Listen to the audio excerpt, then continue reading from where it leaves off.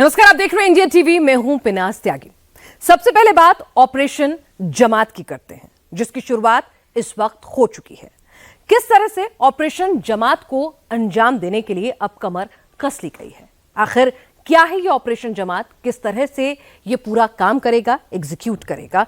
सबसे पहले हम अपनी इस रिपोर्ट में देखेंगे कि कैसे ऑपरेशन जमात जो है बांग्लादेश में हिंदुओं पर जिस तरह से लगातार अत्याचार हो रहे हैं, जिस तरह से उनको टारगेट किया जा रहा है, और जमात संगठन हर 10 में से जितनी भी 9 हिंसा होती है उसमें एक ही संगठन का नाम आता है, वो है जमात। तो आखिर ये जमात सरदर्द क्यों बन गया है? जमात के पास आखिर ऐसा क्या है कि वो बार बार नफरत फैलाता जा रहा है और उसके खिलाफ यूनुस चुप्पी साधे बैठे हैं? यूनुस की मजबूरी है या वो जानबूझकर जमात को हवा दे रहे हैं? शेख हसीना के तख्ता पलट के बाद पहली बार भारत की तरफ से कोई बड़ा ऑफिशियल इस वक्त बांग्लादेश जा रहा है। भारत के विदेश सचिव विक्रम मिस्री कल ढाका पहुंच रहे हैं, जहां उनकी मुलाकात बांग्लादेश के विदेश मंत्री से होगी। यह माना जा रहा है कि दोनों देशों के बीच आई तल्खी के मद्देनजर यह मुलाकात बेहद अहम होगी। लेकिन एक बात तो साफ है कि भारत बांग्लादेश को सीधे सीधे यह कहेगा कि हिंदुओं को सताना अब बंद कर दो। बांग्लादेश इसे सुझाव समझे या फिर चेतावनी, क्योंकि अब बांग्लादेश में खुलेआम भारत के साथ युद्ध की धमकियां भी दी जाने लगी हैं। पूरी रिपोर्ट आप खुद देखिए। बांग्लादेश जमात इस्लामी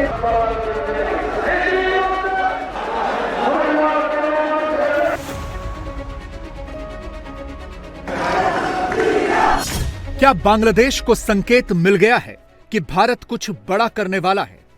क्या बांग्लादेश की आर्मी, सरकार, जमाती और जिहादी डरे हुए हैं? बांग्लादेशी सोशल मीडिया पर चर्चा क्यों हो रही है कि इंडियन आर्मी कुछ करने वाली है? সবাই আমরা একই আওয়াজ তুলেছি, আমরা কোনো আগ্রাসন সহ্য করব না।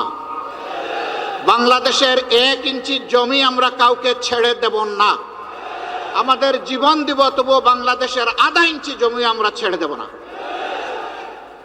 এটি আমাদের কমিটমেন্ট। ভুটান তাদের সাথে নেই, নেপাল নেই, পাকিস্তান নেই, শ্রীলঙ্কা নেই, ছোট্ট একটি দ্বীপ রাষ্ট্র মালদ্বীপ তাদের সাথে নেই। क्या बांग्लादेश और पाकिस्तान की नजदीकी से भारत को चिंता की जरूरत है? क्या भारत के लिए बांग्लादेश के रूप में अपने पूर्वी बॉर्डर पर एक नया फ्रंट खुल गया है? पाकिस्तान तो बड़ा खुश है। पाकिस्तान तो लपक के पहुंच गया वहाँ बांग्लादेश में और अपने तल्लुकात बेहतर करने की कोशिश कर रहा है। तजारतें शुरू हो रही हैं। इंडिया के लिए एक नया फ्रंट खुल गया बांग्लादेश। इंडिया के लिए बांग्लादेश एक नया फ्रंट है, एक नया चैलेंज है। फिलहाल तो ऐसा लगता है कि धर्म की चुंबक ने बांग्लादेश और पाकिस्तान को फिर से एक कर दिया है। पाकिस्तान और बांग्लादेश के इस नए दोस्ताना पर बात करेंगे, लेकिन उससे पहले ये देख लीजिए कि कैसे बांग्लादेश में खुलेआम अब वॉर मॉन्गरिंग हो रही है। यानी सीधे भारत के खिलाफ युद्ध की बातें हो रही हैं। बांग्लादेश के रिटायर्ड फौजी तक रैली निकालकर कह रहे हैं कि वो भारत के साथ वॉर लड़ने को तैयार हैं। विडंबना यह है कि यह वही बांग्लादेश है जिसको 1971 में भारत ने पाकिस्तान से बचाया था। आज वही भारत के खिलाफ युद्ध की बातें कर रहा है। मोदी जी, अमित जी এবং রাজনাথ সিং জি, আপনারা বাংলাদেশ সেনাবাহিনী যেটা দেখেছেন 72 সালের সেই সেনাবাহিনী এখন আর নাই। আমরা এখন যুদ্ধোপযোগী এবং যে কোনো শত্রু মোকাবেলায় প্রস্তুত। আপনারা আর আস্ফালন তুলবেন না। ইস্টার্ন সেক্টর, ইস্টার্ন কমান্ড গোছানোর ভয় আমাদেরকে দেখাবেন না। শুধু আমরা সশস্ত্র বাহিনী নই, 17 কোটি জনতা আছে আমাদের সাথে আপনাদেরকে সীমান্তেই রুখে দিতে। पैटर्न पूरा सेट है। ऐसा लगता है कि बांग्लादेश में बहुत प्लानिंग के साथ भारत विरोध की ये बातें हो रही हैं। पहले शेख हसीना को बांग्लादेश से भगाया गया, फिर बांग्लादेश की सत्ता पर जिहादी ताकतों का कब्जा हुआ। उसके बाद हिंदुओं पर हमले हुए, उनके घर जलाए गए, दुकानें फूंकी गईं, हिंदुओं का जबरन धर्म परिवर्तन हुआ, देश छोड़ने का दबाव बनाया। स्कॉन ने आवाज उठाई तो स्कॉन के संत चिन्मय दास पर फर्जी केस किया। चिन्मय को भारतीय एजेंट बताकर कई तरह के झूठ फैलाए गए। फिर चिन्मय की पेशी के वक्त एक मुस्लिम वकील को जिहादियों ने मारा और आरोप स्कॉन पर लगा दिया गया। इसी बहाने स्कॉन और हिंदुओं के खिलाफ हिंसा का दूसरा दौर शुरू हुआ, जिसका रिएक्शन भारत में भी हुआ। बांग्लादेश के पड़ोसी राज्यों से पहली आवाज उठी, पश्चिम बंगाल में पेट्रोपोल बॉर्डर पर 20,000 हिंदू प्रदर्शन के लिए पहुंच गए। फिर अगरतला में बांग्लादेश के असिस्टेंट हाई कमिश्नर के ऑफिस में प्रदर्शन हुआ।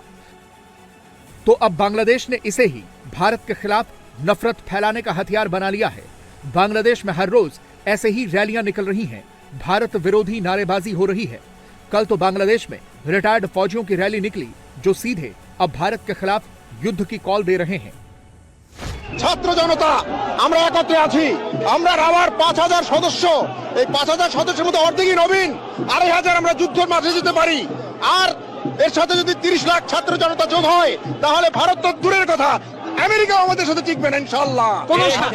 আমি মেজর শরীফ, আমি বলে দিচ্ছি ভারতকে যে ট্রেনিং আমরা নিয়েছি, যে যুদ্ধ আমরা করেছি, আমরা শুধু 2 লক্ষ সৈনিক না, আমাদের সাথে 18 কোটি জনগণ আছে। আমাদের ট্রেনিং, আমাদের দক্ষতা ভারতের চেয়ে অনেক বেশি। আমরা যদি একবার সাহস করে আমার দেশকে যুদ্ধ করবে, আমরা বলে দিচ্ছি 4 দিনের মধ্যে আমরা কলকাতা দখল করে নেব। बांग्लादेश अब खुल्लम खुल्ला भारत के खिलाफ हो गया है। बांग्लादेश में जमात इस्लामी, कट्टरपंथियों और जिहादियों का एक कॉकटेल बन चुका है और इसमें खालिदा जिया की पार्टी बीएनपी भी शामिल हो चुकी है। बीएनपी तो खुलेआम भारत का नाम लेकर कई तरह की धमकियां दे रही है। ভুটান তাদের সাথে নেই, নেপাল নেই, পাকিস্তান নেই, শ্রীলঙ্কা নেই, ছোট্ট একটি দ্বীপ রাষ্ট্র মালদ্বীপ তাদের সাথে নেই। ওদের সাথে কেউ বন্ধুত্ব করতে পারে না, কারণ ওরা মুখে যাই বলুক, ধর্মনিরপেক্ষ বলুক আর সেকুলার বলুক, ওদের মনের ভিতরে হচ্ছে কট্টর হিন্দুত্ববাদী হিংসা ছাড়া ওদের মধ্যে কিছু নেই। এখানে ইসকনের দ্বারা একজন আইনজীবী মারা গেলেন, রক্তাক্ত পন্থায় কুপিয়ে কুপিয়ে হত্যা করে মারা হলো, সাইফুল ইসলাম। কই আপনাদের ওখানকার যে শুভেন্দু, তারপরে আরো কিছু বিন্দু টিন্দু যারা রয়েছে, তারা তো এই ব্যাপারে একটা কথাও বললেন না, একটা আওয়াজ পর্যন্ত তুললেন না। মানুষ মারা গেল তো বাংলাদেশের মানুষ, সে মুসলিম, একজন আইনজীবী, তাকে মেরে ফেলা হলো, কোনো কথা নেই। তাহলে প্রতিদিন ভারতে বাংলাদেশে সংখ্যালঘু নির্যাতন দিল্লি থেকে কলকাতা পর্যন্ত, এই যে এক ভয়ঙ্কর মিথ্যা কথার বেষ্টনী তৈরি করে গোটা বিশ্বকে বিভ্রান্ত করার যে প্রচেষ্টা চালাচ্ছেন, সেটাতে কোনো লাভ হবে না। लेकिन सवाल है कि क्या बांग्लादेश इतना डरा हुआ है? बांग्लादेश को भारत के बारे में कोई इंटरनल इनपुट मिला है क्या? क्योंकि बांग्लादेश चाहे जितना भी बड़बोलापन दिखा दे, लेकिन वो अपनी हकीकत जानता है। हकीकत यह है कि बांग्लादेश 3 तरफ से भारत से घिरा हुआ है। बांग्लादेश के 3 तरफ से भारत के 5 राज्य हैं। बांग्लादेश की 94% सीमा भारत से लगती है। भारत और बांग्लादेश के बीच 4,367 किलोमीटर लंबा बॉर्डर है। सिर्फ नीचे दक्षिण की तरफ बंगाल की खाड़ी है, यानी समंदर है। बांग्लादेश ये जानता है कि अगर उसने भारत से पंगा लिया तो फिर वो कहीं का नहीं होगा। शायद बांग्लादेश को यह अंदाजा है, इसीलिए बांग्लादेश से यह खबर आई है कि उसने भारतीय सीमा पर ड्रोन तैनात किए हैं। यह खबर आई है कि बांग्लादेश ने भारत की सीमा पर 6 ड्रोन तैनात किए हैं, जिन्हें बांग्लादेश की 67वीं आर्मी यूनिट ऑपरेट कर रही है। बताया गया है कि ये तुर्की के बैरक्टर TB2 ड्रोन हैं, जिनकी डील शेख हसीना के समय हुई थी। हालांकि बांग्लादेश की तरफ से इस खबर को गलत बताया गया। ये कहा गया है कि यह एक रूटीन एक्टिविटी है। लेकिन सवाल यह है कि अगर बांग्लादेश को भारत से कोई खतरा नहीं है तो फिर उसे ड्रोन तैनात करने की नौबत क्यों आई? अगर भारत से कोई खतरा नहीं है तो फिर बांग्लादेश के जिहादी और जमाती भाईचारे वाला नैरेटिव क्यों दे रहे हैं? अगर कोई खतरा नहीं है तो फिर वो ये क्यों कह रहे हैं कि 1 इंच भी जमीन गई तो वो जान दे देंगे? কেন ভারত এটা করে আমাদের সাথে? আমরা তাদের কি ক্ষতিটা করেছি? ভারতের কোন আভ্যন্তরীণ ব্যাপারে আমরা হস্তক্ষেপ করেছি? ভারত বলে আমাদের দেশে সাম্প্রদায়িক সহিষ্ণুতার অভাব, সম্প্রীতির অভাব। হ্যাঁ, মানুষ দেখতে পাচ্ছে কোন বৎসর কতটা কোন ধর্মের মানুষ ভারতের উগ্র একটি সাম্প্রদায়িক গোষ্ঠীর কাছে নির্মমভাবে নিহত হয়, সারা বিশ্ব তার সাক্ষী। বাংলাদেশে এই ধরনের নিকৃষ্ট ঘটনা ঘটে না। সর্বশেষ একটা চরমপন্থী সংগঠনের হাতে নির্মমভাবে চট্টগ্রামের আদালতে একজন আইনজীবীকে খুন করা হয়েছে। তারা চেয়েছিল এই খুনের মাধ্যমে একটা খুনের হুলি খেলতে। বাংলাদেশের মানুষ তাদের মুখে চুনকালি লেপে দিয়েছে। বাংলাদেশের মানুষ ধৈর্যের পরিচয়, সহিষ্ণুতার পরিচয় দিয়ে বলেছে, সবাই আমরা একই আওয়াজ তুলেছি, আমরা কোনো আগ্রাসন সহ্য করব না। বাংলাদেশের 1 ইঞ্চি জমি আমরা কাউকে ছেড়ে দেব না। আমাদের জীবন দিব, তবুও বাংলাদেশের আধা ইঞ্চি জমি আমরা ছেড়ে দেব না। এটি আমাদের কমিটমেন্ট। एक तरफ बांग्लादेश की जमात इस्लामी भाईचारे वाले नैरेटिव सेट करने की कोशिश कर रही है, दूसरी तरफ बांग्लादेश के ही जिहादी सीधे सीधे धमकी दे रहे हैं कि वो हिंदू मूर्तियों को नष्ट करने के लिए पैदा हुए हैं। देखिए कैसे भारत के नॉर्थ ईस्ट पर कब्जा करने की धमकियां दी जा रही हैं। ভারতের মধ্যে কিভাবে হত্যার নির্যাতন করছে, আমাদের বাংলাদেশের যত সনাতনধর্মী ভাই বোনেরা আছে তারা স্বাধীনের পর থেকে মায়ের কুলে বসবাস করতেছে। আমরা তাদের কোনো কাজে বাধা দেই নাই, বরঞ্চ বাংলাদেশের অনেক আলেম ওলামারা তাদের পূজা মণ্ডপ পাহারা দিয়েছে এবং এও হুঁশিয়ারি দিয়েছে যে কেউ যদি পূজা মণ্ডপের মূর্তি ভাঙে তাদের হাত ভেঙে দেওয়া হবে। সেই আলেম ওলামাদের বলতে চাই, আমাদের কিন্তু মূর্তি পাহারা দেওয়ার জন্য নয়, মূর্তি ভাঙার জন্য। আজকে আপনারা বলতেছেন চট্টগ্রাম আপনাদের চাই, কেন যৌতুক চাচ্ছেন নাকি? মেয়ে তো আমরা বিবাহ করে দেই নাই, হাতে তুলেও দেই নাই, মেয়ে পালিয়ে গিয়েছে, তাহলে যৌতুক কেন চাচ্ছেন? চট্টগ্রাম নিয়ে লাফালাফি করেন না। আপনারা যদি চট্টগ্রাম নিয়ে লাফালাফি করেন, আমরা কলকাতা, 7 সিস্টার, আগারতলা সবকিছু নিয়ে টান দেব এবং মরহুম আব্দুল হামিদ খান বাসানির পূর্ণ মানচিত্র নিয়ে নেব। আমরা বাংলাদেশের মধ্যে পূর্ণ মানচিত্র আমরা বহন করব, বাংলাদেশের পূর্ণ মানচিত্র নিয়ে আমরা ছেড়ে দেব। अभी तो बांग्लादेश के जिहादियों को सिर्फ धर्म दिख रहा है। वो पूरे बांग्लादेश में इस्लाम की स्थापना करना चाहते हैं, इसीलिए वो हर वो काम कर रहे हैं जिससे भारत के साथ उनके संबंध बिगड़े और फिर वो भारत के खिलाफ नफरत फैला सकें। और इसमें सबसे ज्यादा महत्वपूर्ण कदम है पाकिस्तान से नजदीकी का। जो बांग्लादेश पाकिस्तान को अपना कट्टर दुश्मन समझता था, अब वो पाकिस्तान को अपना दूसरा बिरादर समझने लगा है।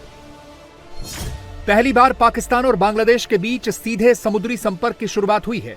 नवंबर में कराची से एक कार्गो शिप बंगाल की खाड़ी होते हुए बांग्लादेश के चटगांव पोर्ट पहुंचा था। 50 सालों में पहली बार बांग्लादेश में मोहम्मद अली जिन्ना की जयंती मनाई गई। जिन्ना को अब बांग्लादेश का राष्ट्रपिता घोषित करने की मांग की जा रही है। इसके अलावा हालिया फैसला यह है कि बांग्लादेश ने पाकिस्तान के साथ अपनी वीजा सिक्योरिटी क्लियरेंस खत्म कर दी है।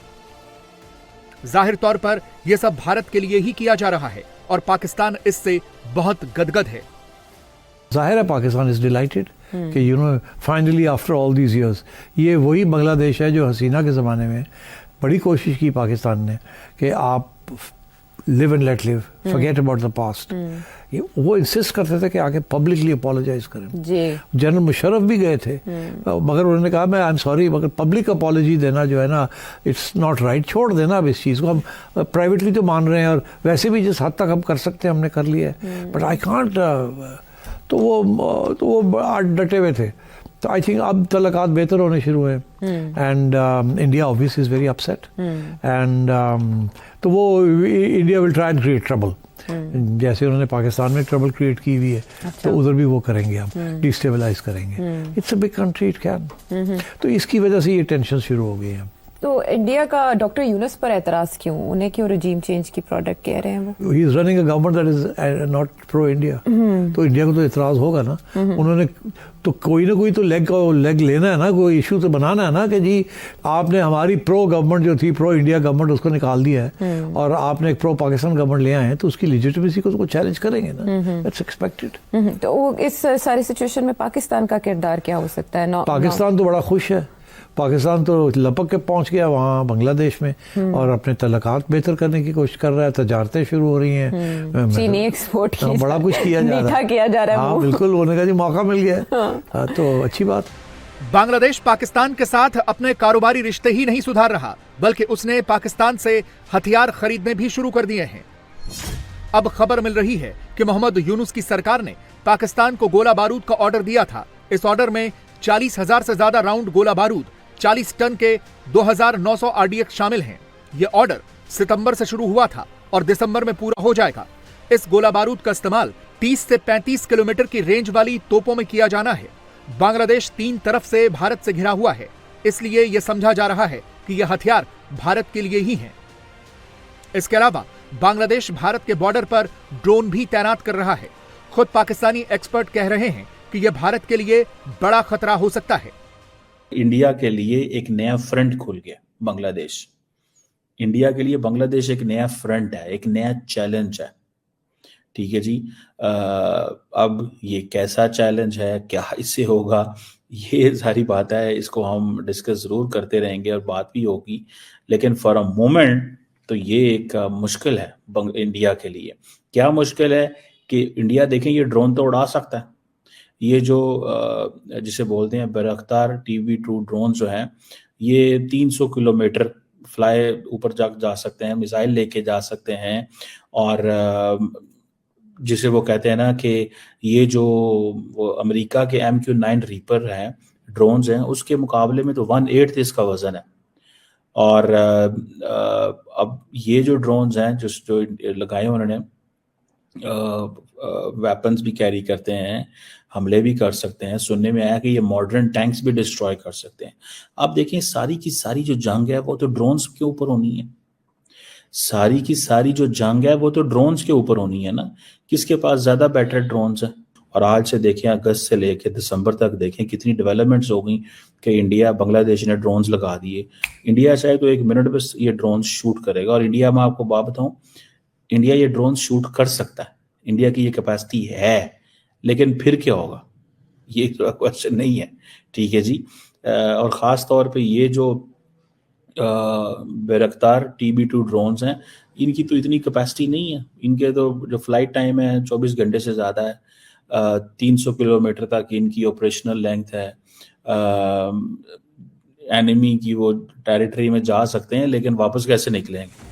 बांग्लादेश और पाकिस्तान की बढ़ती इन नजदीकियों को भारत नजरअंदाज नहीं कर सकता है। भारत को बहुत सावधान रहना होगा, क्योंकि भारत में तस्करी और आतंकवाद फैलाने के लिए पाकिस्तान को अब बांग्लादेश मिल जाएगा। भारत और बांग्लादेश के बीच खुला बॉर्डर है, जिससे आवाजाही आसान है। ये बात अलग है कि बांग्लादेश एक एहसान फरामोश मुल्क है, और ये तो पाकिस्तानी भी अब समझ रहे हैं।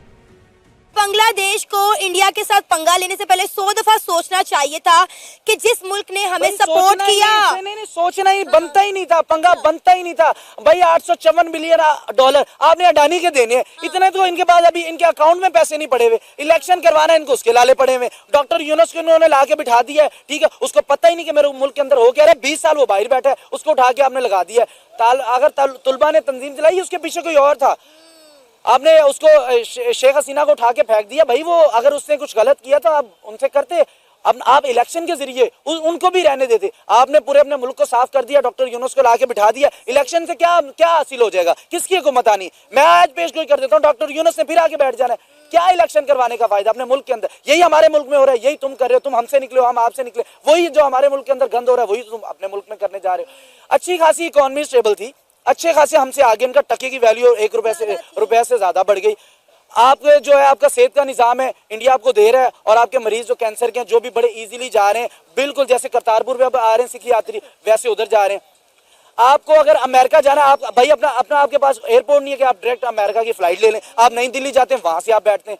फिर इतने एहसानों के बाद अगर आप किसी मुल्क को हिट करेंगे तो इससे भी बड़ा अभी कुछ नहीं हुआ। अभी तो इंडिया ने क्या किया, इंडिया ने अभी तक कुछ भी नहीं किया। अभी तक इंडिया खामोश बैठा। खामोश बैठने पे ये कुछ हो गया। मैं ये कहता होता हूँ अक्सर अपने बातों में कि इंडिया जो है ना भाई, उनकी लाठी में आवाज नहीं है। अच्छा, आवाज नहीं है, लेकिन जिस पे पड़ती है ना उसकी कमर तोड़ देती है। क्यों? पैसा ही तो। अमेरिका पे पाकिस्तानी ऐसे नहीं कहते, अमेरिका जिसके साथ जो चाहे वो कर रहे।